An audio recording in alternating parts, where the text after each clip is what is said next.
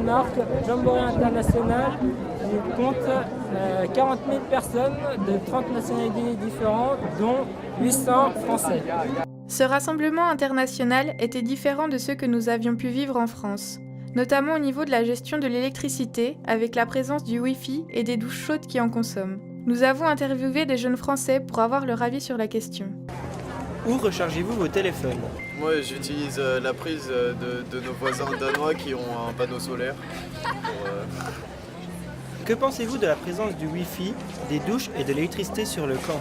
Ça apporte un confort en plus, mais c'est pas obligatoire. Enfin, ça apporte juste du confort. C'est pas une obligation de l'avoir. Ouais, mais par contre, moi je pourrais me doucher à la douche solaire, mais c'est vrai que ça fait du bien le soir après une journée pleine d'activités, de la boue et tout. Ça fait du bien la douche.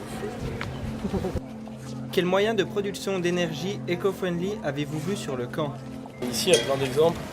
Nous, là où on fait le feu, il y a. C'est comment on explique ça? J'ai mis quelque chose pour chauffer l'eau, un tuyau en cuivre qui fait passer dans le feu et qui, du coup, fait chauffer l'eau et on a de l'eau chaude et de l'eau froide, juste avec le feu. On a vu pas mal de sortes d'éoliennes sur les installs. Ils ont d'imagination. Et pas mal de panneaux solaires. Juste à côté de chez nous, on a des grands panneaux solaires. On a vu plusieurs camps avec des panneaux solaires. Comme sur le camp, les énergies vertes sont très présentes au Danemark.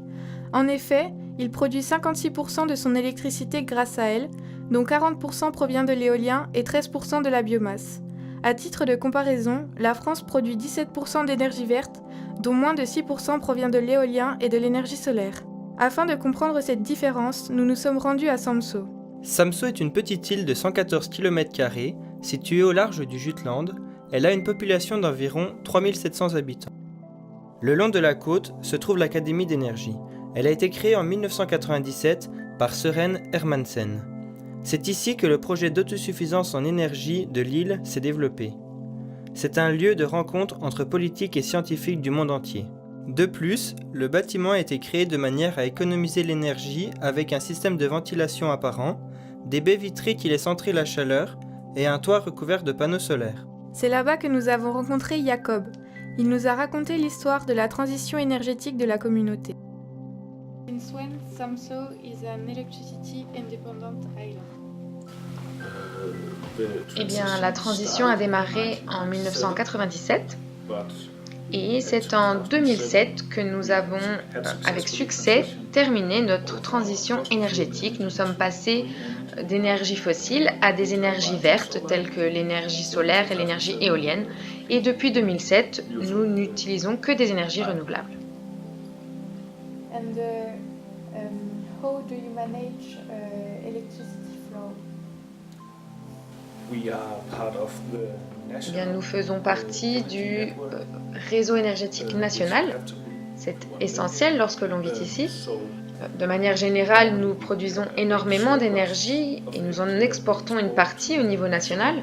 Mais lorsque il n'y a pas de vent du tout, nous faisons appel au réseau national pour nous envoyer une partie de leur énergie, car nous ne disposons pas encore de moyens pour stocker l'énergie, il n'existe pas de batterie suffisamment puissante et c'est pourquoi nous devons faire partie de ce réseau énergétique.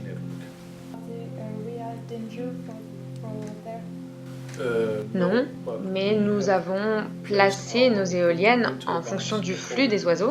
Il y a beaucoup d'oiseaux sur notre île.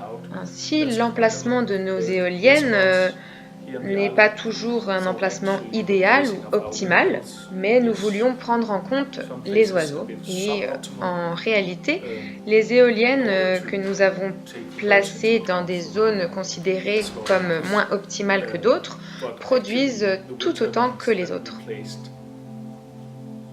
Il est donc difficile de calculer quelles sont les zones les plus productives.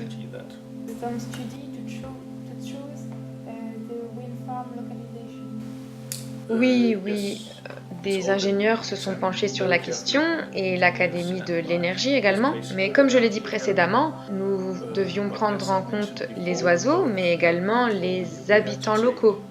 Car même s'ils sont propriétaires des éoliennes et que cela génère beaucoup d'argent, on ne peut pas placer les éoliennes dans le jardin de certains habitants, par exemple. il fallait minimiser les nuisances. Nous avons donc fait un compromis entre productivité et confort des habitants.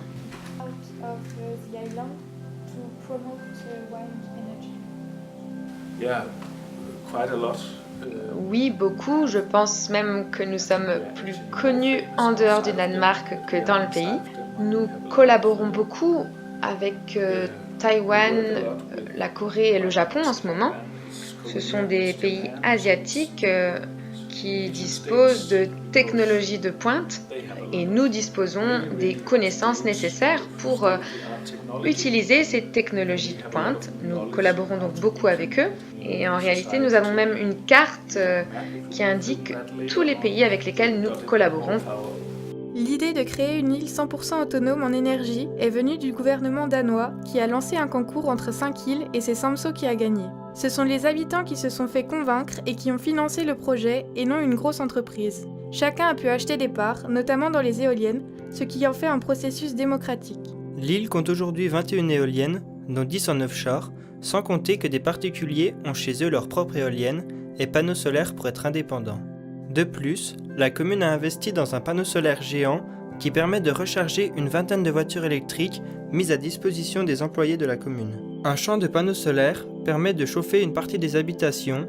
Pour le reste, des usines brûlent de la paille pour produire de la chaleur, ce qui rejette autant de CO2 que les plantes ont besoin. Ce projet a permis de préserver l'île de l'extinction.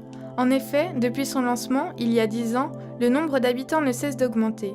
Il a pour but de préserver l'environnement, mais a également créé 35 jobs tout en générant du profit pour les habitants. Samsø veut aussi être libre au niveau des hydrocarbures.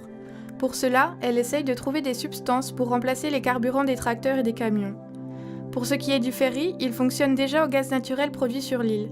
De plus, l'île s'est fixée comme objectif d'avoir 50% de voitures électriques d'ici 2020. À l'intérieur de l'île, il n'y a pas eu beaucoup de changements.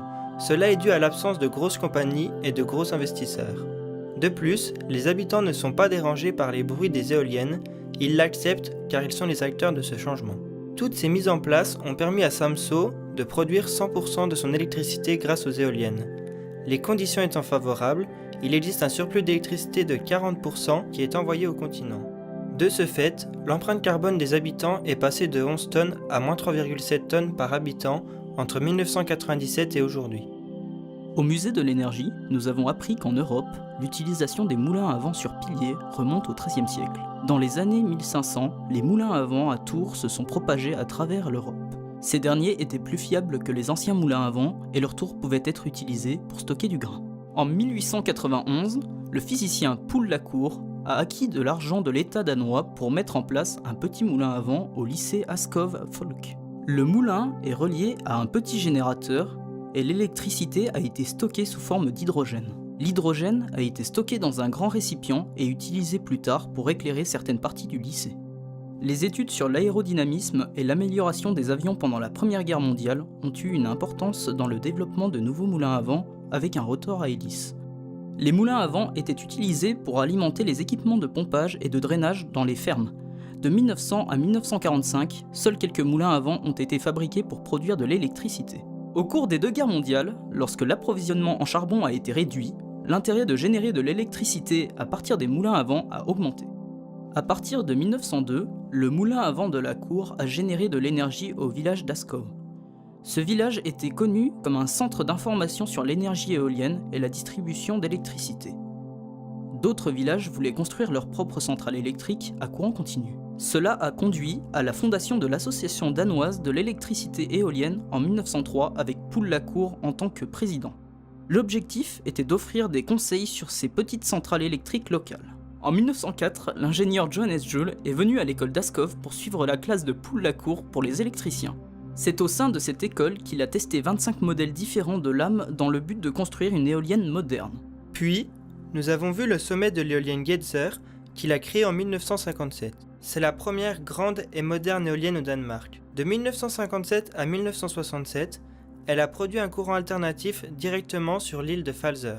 En 1978, l'éolienne a été utilisée pour un programme d'essai qui a entraîné la production de plusieurs éoliennes danoises. Elle a été une avancée technologique majeure pour l'éolienne moderne. Son design et son concept, avec un générateur asynchrone, 3 pales régulées et ses pointes de rupture qui permettent d'arrêter la rotation sont encore largement utilisées dans les éoliennes danoises modernes.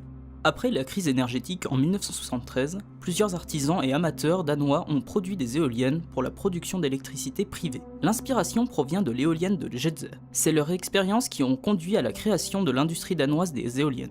Suite à cela, l'école secondaire danoise Twind a inauguré en 1978 la plus grande éolienne au monde avec une capacité de 2 MW.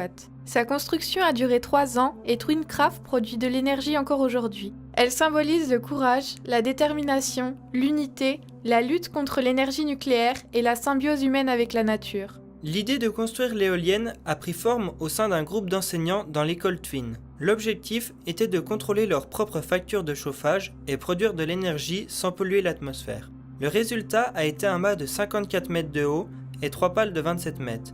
De loin la plus grande éolienne du monde à l'époque. Lorsque l'équipe a commencé à construire l'éolienne, le prix de l'énergie dans le monde augmentait et le Danemark se dirigeait vers l'énergie nucléaire. Au début des travaux, les experts en énergie ont convenu que le projet était impossible, mais l'équipe a décidé d'y croire et plus de 100 000 personnes ont visité le chantier. Elle est devenue pour les Danois l'éolienne du peuple, c'est pour cela qu'elle a été peinte aux couleurs du drapeau danois. Cette éolienne a convaincu le Danemark à ne pas développer l'énergie nucléaire au profit de l'éolien. L'éolienne a été financée par les enseignants de l'école au prix de 870 000 €, beaucoup moins que les grands projets éoliens qui ont suivi. Twindkraft fonctionne à l'inverse des éoliennes modernes puisque le vent vient de l'arrière. Elle fait tourner les ailes par une force créée par la différence de pression entre l'avant et l'arrière de l'aile. La puissance passe par le moyeu et l'arbre principal à travers la boîte de vitesse, ce qui rend l'arbre 20 fois plus rapide avant d'entrer dans le générateur. Le générateur transforme la puissance du vent en électricité. La puissance est de 1500-3000 volts pour une vitesse maximale de 21 tours par minute. L'électricité produite passe par des câbles haute tension jusqu'à la centrale. Dans les années 1970, les éoliennes commercialisées sur le marché étaient généralement d'une hauteur de 18 à 30 mètres avec des capacités entre 6 et 55 kW. Les éoliennes du futur augmenteront en taille et beaucoup d'entre elles seront installées en mer. À mesure que leur nombre augmente, le grand défi pour le système énergétique global est de gérer la production d'énergie fluctuante des éoliennes. La carte montre où le vent est le plus fort au Danemark. La côte ouest offre les meilleures opportunités pour exploiter le pouvoir du vent. En effet, c'est dans cette région que se rencontrent une dépression et un anticyclone. Cela entraîne la formation d'un fort courant d'air qui est exploitable par des éoliennes. De plus, notre visite au musée de l'énergie nous a montré que comme le vent souffle plus fort le long des côtes, la présence d'éoliennes sur la mer pourrait être plus rentable. Le premier parc éolien offshore au monde a été opérationnel en 1890. Il était situé au Danemark, près de l'Hollande. Les connaissances et l'expérience découlant de l'établissement de la croissance considérablement menée dans les parcs éoliens offshore du Danemark et à l'étranger. Ensuite, nous sommes allés au Nordic Fall Center. Le Nordic Fall Center est une ONG créée par le gouvernement danois pour travailler sur les énergies renouvelables. Le centre a été fondé dans la région de Thy, car c'est une région de la côte nord-ouest danoise où le vent est très présent. Nous y avons rencontré Jane, la directrice. Elle travaille avec toute une équipe. Elle gère également le budget et les divers projets du centre. Durant leur journée, ils passent la plupart de leur temps à conseiller les petites et moyennes entreprises. Pour cela, ils se retrouvent au Nordic Fall Center et discutent des différents projets. Ils réalisent aussi des tests sur les petites éoliennes et des démonstrations pour montrer les avantages et inconvénients de chaque modèle afin d'orienter librement les personnes qui veulent acheter des petites éoliennes. Le Nordic Fall Center est aussi un centre d'accueil pour les étudiants en école d'ingénieurs du monde entier. Lors de notre rencontre, il y avait des étudiants du Canada, de Tchéquie, d'Arménie, de Russie, d'Italie, d'Espagne, de Turquie et du Sénégal. Ils ont aussi reçu beaucoup de Français. Les étudiants restent entre 2 mois et 1 an. Le centre a aussi un rôle d'information. Lors de l'interview, elle nous a expliqué comment les éoliennes se sont implantées au Danemark. Le Danemark a été frappé par la crise de 1970 car il était 100% dépendant du pétrole, pour les voitures, le chauffage des maisons, la production d'électricité. En voyant leurs réserves de pétrole diminuer, le Danemark a décidé d'arrêter de le vendre et de réduire sa propre consommation. C'est pourquoi le gouvernement danois a imposé à ses citoyens de ne plus conduire le dimanche, seuls les hôpitaux y étant autorisés. De plus, il était demandé aux Danois d'utiliser les mêmes pièces à vivre pour moins dépenser de chaleur. À ce moment, on pouvait distinguer 2 groupes dans la population. Le premier disait « On va utiliser le nucléaire !» L'autre disait « Non, nous devons utiliser les énergies renouvelables !» Le groupe pro-nucléaire était constitué de grosses entreprises, des fournisseurs d'électricité et de grosses associations. Il disait Si on ne passe pas au nucléaire, on va avoir une très mauvaise qualité de vie au Danemark. L'autre groupe était composé de petites et moyennes entreprises. Pour prouver que le challenge était réalisable, de 1974 à 1976, l'école Tfind a construit la fameuse éolienne Tfindkraft. Jane nous a aussi expliqué qu'à l'époque, il était simple d'utiliser les énergies renouvelables. Les gens disaient « On prend un radiateur, on le peint en noir et en le mettant au soleil, ça donnera un collecteur solaire. » Cela nous montre que les idées de départ sont simples et qu'il suffit ensuite de les développer grâce à la technologie. Nous en avons aussi appris plus sur la gestion énergétique danoise. 70% des habitants danois vivent en dehors des villes et comme partout en Europe, les villages sont approvisionnés en électricité grâce à un réseau national. Pour le chauffage, le Danemark a créé un programme avec lequel les habitants peuvent investir dans une petite éolienne alimentant la maison en électricité et qui pourra être utilisée pour le chauffage. Ces petites éoliennes ont au maximum une taille de 25 mètres et une puissance de 25 kW. Cependant, elles restent très chères, entre 400 et 550 € par kilowatt. À titre de comparaison, le coût des grandes éoliennes est de 130 € par kilowatt.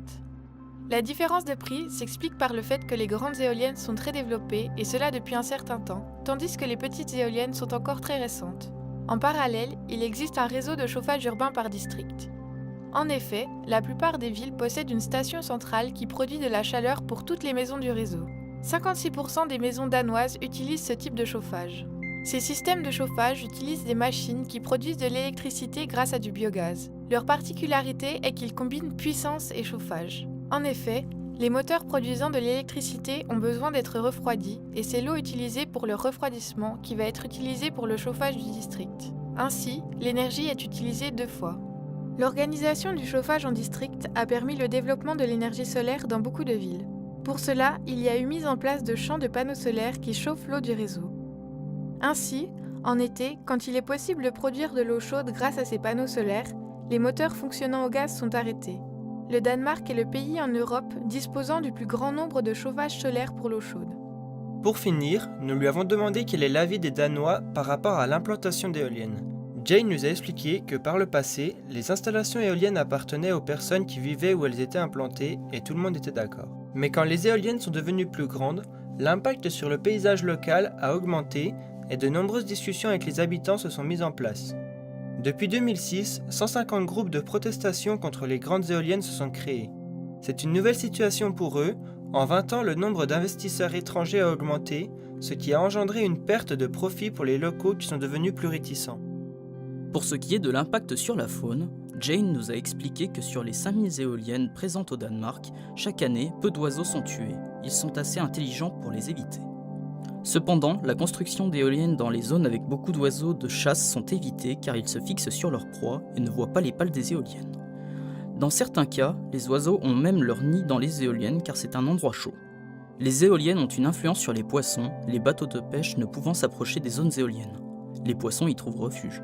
Dans la région de Thue, à Østerild, nous avons suivi la visite du centre de test éolien offshore sur Terre. C'est l'université technique du Danemark qui est responsable de l'installation et de l'exploitation du centre de test. Le centre national de test peut tester jusqu'à 7 grandes éoliennes d'une hauteur allant jusqu'à 250 mètres du sol à l'extrémité de la pale. Le centre est pour l'instant le seul site dans le monde où les mesures peuvent être faites sur des grandes éoliennes. Il fait partie des mesures déployées par le Parlement danois pour créer des conditions de travail qui assurent que le Danemark reste à la pointe de l'industrie. Le Parlement a aussi mis en place des moyens de recherche dans le domaine de l'énergie éolienne. Cela a permis de préserver les emplois existants et d'en créer de nouveaux. De plus, le centre contribue à atteindre l'objectif du gouvernement qui est de produire 50% de son électricité par le vent. Pour atteindre cet objectif, des éoliennes plus productives que celles que nous connaissons aujourd'hui sont nécessaires. Un facteur crucial pour que le développement de ces éoliennes soit compétitif est l'optimisation des installations de test où les turbines peuvent être testées dans des conditions idéales semblables aux offshore. Le guide nous a expliqué comment Østerild a été sélectionné au Danemark. Les critères sont les suivants. La vitesse moyenne du vent doit être d'au moins 8 mètres par seconde à une hauteur de 100 mètres. La zone doit être utilisée à l'extérieur des zones de protection des oiseaux de l'Union européenne. Il doit y avoir une distance d'au moins 1000 mètres par rapport aux habitations les plus proches.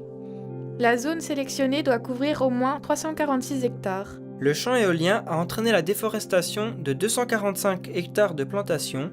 En contrepartie, 393 hectares de nouvelles forêts seront plantés ailleurs au Danemark. Dans le même temps, L'Agence danoise de la nature crée de nouvelles zones humides et des dunes. De plus, des recherches sont menées sur la façon dont les grandes éoliennes affectent le monde naturel au centre de test. Maintenant que le centre est complètement installé, une puissance suffisante est produite pour répondre aux besoins en électricité de 60 à 70 000 ménages. Lors de la visite, nous avons observé les 7 éoliennes présentes sur le site. L'entreprise Siemens a acheté 2 stands. Sa première éolienne a une hauteur totale de 196 mètres du sol jusqu'à la pointe des pales. Ces dernières étaient les plus longues du monde avec 75 mètres de long. L'entreprise danoise Vestas a acheté 3 stands et érigé des turbines à vent d'environ 200 mètres de haut. En plus de cela, le centre a 2 stands à sa disposition. L'un est loué à la société chinoise Envision Energy et l'autre à la société française EDF. Pour terminer notre périple, nous nous sommes rendus à Blauvent. Blauvent se situe sur la côte ouest du pays et on peut y voir un phare du haut duquel on a une vue sur les 2 plus grands parcs éoliens offshore. Le premier, Hornrev 1, se situe à 15 km du bord des côtes où les eaux sont peu profondes, environ 14 mètres. Il a été construit en 2002 et compte 80 éoliennes Vestas capables de produire 160 MW. Les turbines sont disposées en rectangle oblique de 5 par 3,8 km et la distance entre 2 éoliennes est de 560 mètres. Le coût de la construction d'un tel parc est de 2 milliards d'euros. La principale méthode d'acheminement vers ce parc éolien est l'hélicoptère qui vient se poser sur une base adaptée. Ventfall, la société exploitant le parc, peut changer la boîte de vitesse d'une éolienne en un jour. Et cette ferme éolienne a une disponibilité de production de 96 à 97%. Le second parc, Hornrev 2, se situe un peu plus loin, à 30 km de la côte. Il a été inauguré en 2009. Il est constitué de 91 éoliennes Siemens et produit 209 MW. Aujourd'hui, les pales des 91 éoliennes sont en cours de rénovation. Contrairement à Hornrev 1, l'accès par hélicoptère est impossible. Pour y accéder, une plateforme d'hébergement nommée Poséidon a donc été créée. Elle est reliée par passerelle à la plateforme du transformateur. La plateforme d'hébergement est de 750 m² avec 3 ponts et pèse 422 tonnes. L'hébergement sur place coûte moins cher et est plus efficace que le transport du personnel de service par bateau.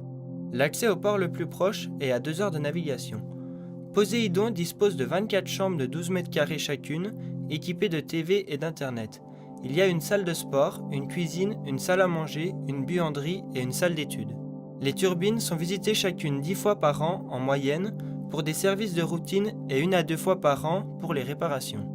Une 3e ferme éolienne offshore du nom d'Hornrev 3 est en projet. Elle serait située vers les 2 premières et compterait 49 éoliennes de 8 MW chacune, soit 406 MW produites au total, ce qui représente 2 fois la production de Hornrev 2. Ce gain de rendement est essentiellement dû à la taille de ces dernières qui serait de 187 mètres de haut, contrairement aux 110 mètres de haut de Hornrev 1, mais également en raison du diamètre du rotor qui passe de 80 mètres à 164 mètres. Au cours de notre expériment, nous avons découvert le Danemark caractérisé par ces géants blancs couramment appelés éoliennes. L'impact des hommes sur l'environnement nous paraît être un enjeu majeur de notre société. De plus, étant portés par les valeurs scouts, nous avons tenté de comprendre l'ouverture d'esprit de la population danoise concernant la production d'énergie respectueuse de notre environnement.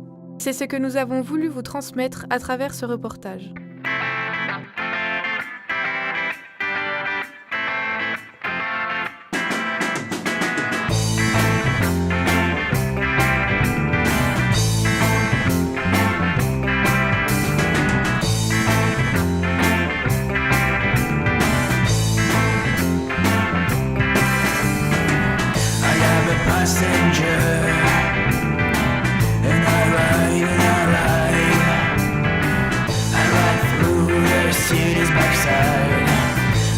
Stars come out of the sky. Yeah, they're bright.